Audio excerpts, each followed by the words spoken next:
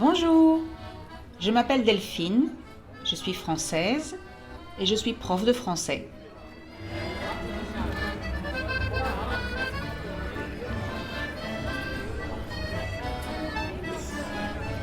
Je veux vous aider à parler mieux en français. Mais pour parler mieux, il faut aussi écouter et comprendre. Alors bienvenue à French to Go, un podcast tout en français où je vous parle de ma vie au quotidien.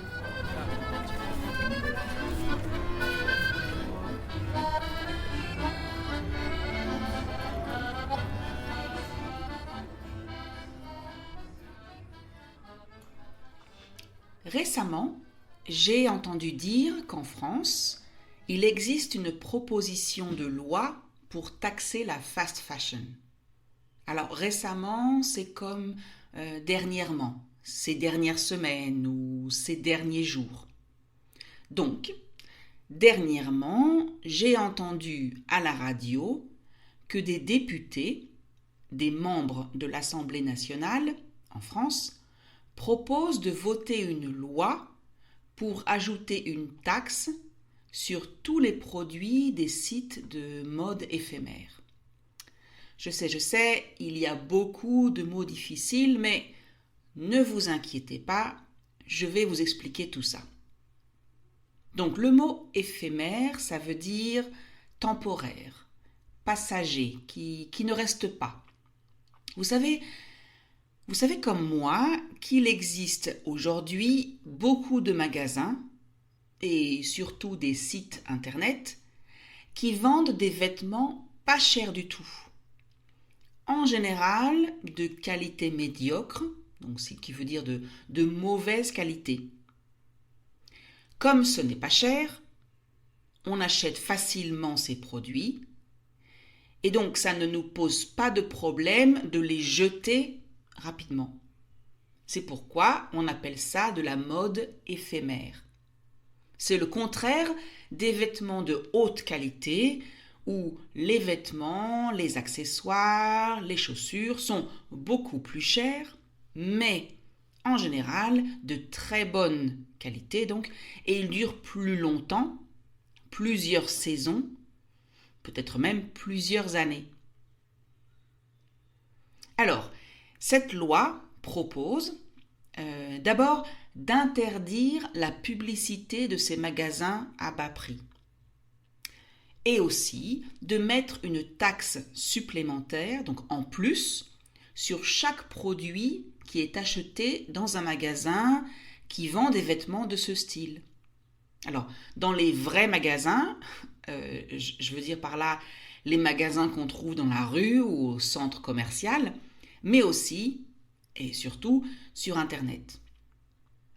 Évidemment, l'objectif est plus grand que la simple taxe. Ça veut dire que les personnes qui proposent cette loi ont une autre idée derrière la tête. Ils veulent en fait réduire, donc faire baisser, diminuer l'impact de cette industrie sur l'environnement. Ils veulent empêcher ces magasins de polluer encore plus la planète. Quel est le rapport entre les magasins qui vendent des produits pas chers et l'environnement, la pollution? Bon, en fait, il y a beaucoup de rapports, mais ici, le principal problème, c'est que les gens achètent beaucoup de vêtements parce qu'ils ne sont pas chers et comme ils sont de mauvaise qualité, ils les jettent plus facilement, plus souvent.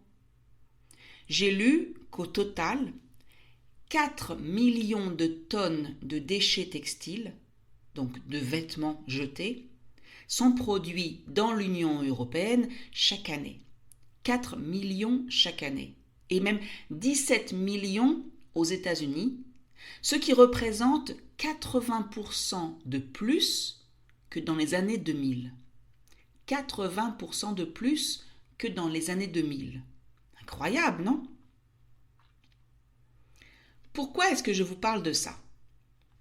En fait, parce que cette proposition de loi m'interpelle. Alors, ça m'interpelle, ça veut dire que ça me pousse à réfléchir. Je n'ai pas une opinion claire à ce sujet. En principe, je suis pour le respect de l'environnement. Dans ma vie quotidienne, j'essaie de faire des gestes qui sont bons pour l'environnement. Ou, en tout cas, de réduire les gestes qui sont mauvais pour l'environnement. Mais, en même temps, je suis un peu sceptique sur l'efficacité de cette loi. Je veux dire que je doute que cette loi soit vraiment efficace, que ça change quelque chose. Je n'ai pas honte de dire que j'achète moi aussi dans ces magasins. J'achète assez régulièrement des chaussures et des vêtements qui ne sont pas chers du tout, sur Internet ou dans des magasins qui vendent des produits pas chers. Pourquoi ? Eh bien, je vais réfléchir en direct, en même temps que j'enregistre cet épisode. D'abord, parce qu'ils ne sont pas chers. Oui, la question de l'argent joue un rôle important ici. C'est important. Je n'ai pas le budget pour acheter des produits de très haute qualité. Et honnêtement, je ne suis pas sûre que si je fais le calcul, donc si je compte vraiment combien je dépenserais en achetant des chaussures de très grande qualité, mais très chères, une fois tous les 3 ans par exemple, et si je calcule combien je dépense en achetant une nouvelle paire de chaussures pas chère du tout, et qui dure seulement une saison, au maximum 2 saisons, je ne sais pas vraiment où je gagne de l'argent, où je perds de l'argent. Une autre raison, c'est la variété.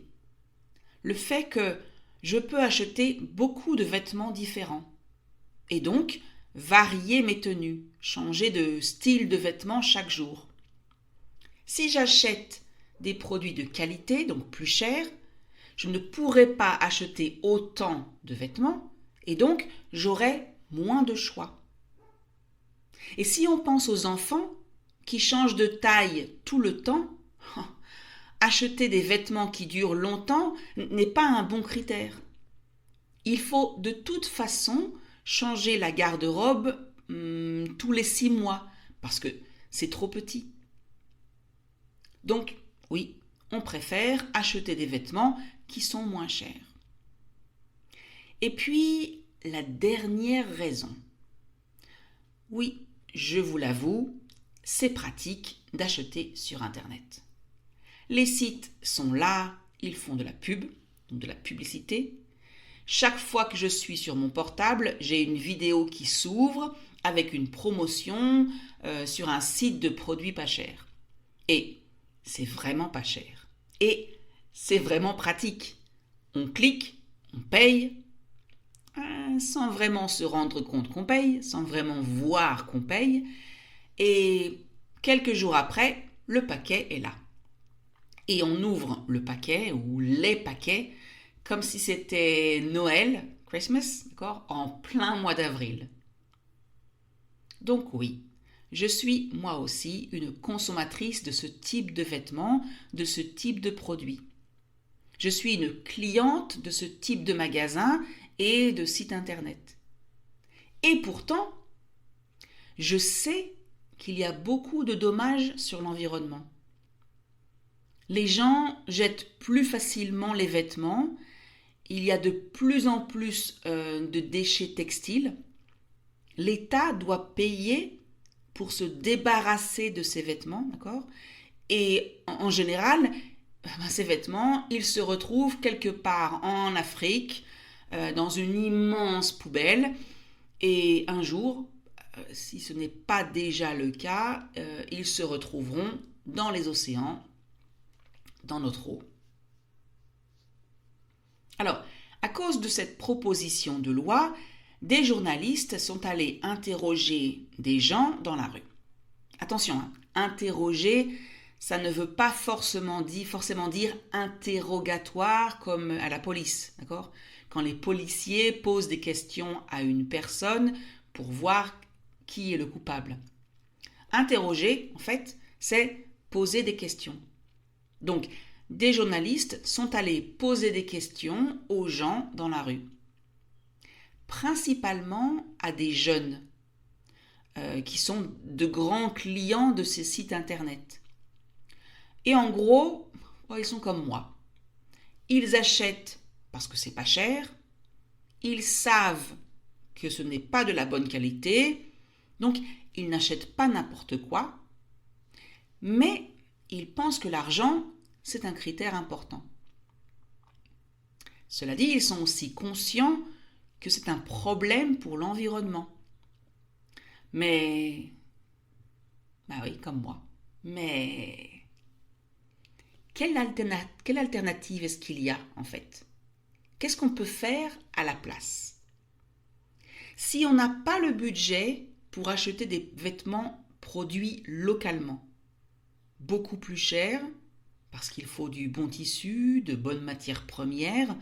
Alors les matières premières, c'est comme ça qu'on appelle ce qu'on utilise pour créer quelque chose. Et puis localement, il faut aussi payer les employés, donc les gens qui travaillent, et les taxes du pays. En Europe, on n'exploite pas les gens comme en Asie.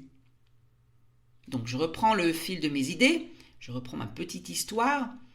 Si je n'ai pas le budget pour acheter des produits chers, de bonne qualité, et que je ne veux pas acheter de produits pas chers, de mauvaise qualité dans ces magasins de fast fashion, qu'est-ce que je peux faire ?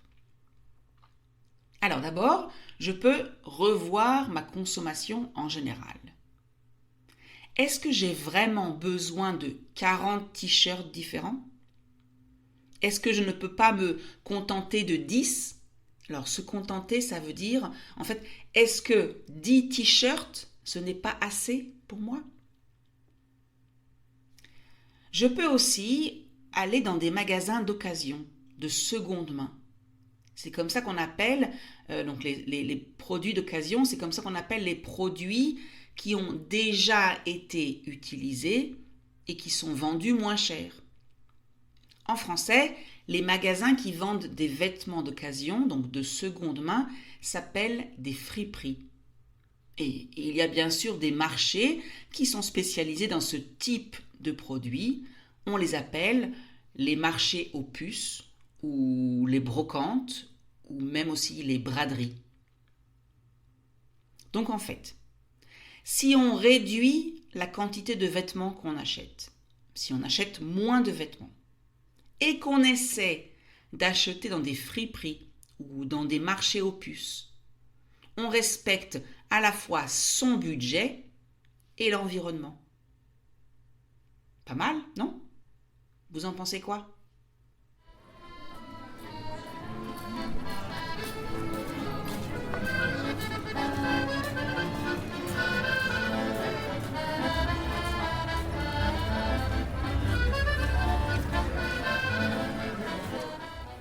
Et voilà, c'est fini pour aujourd'hui. J'espère que vous avez aimé cet épisode.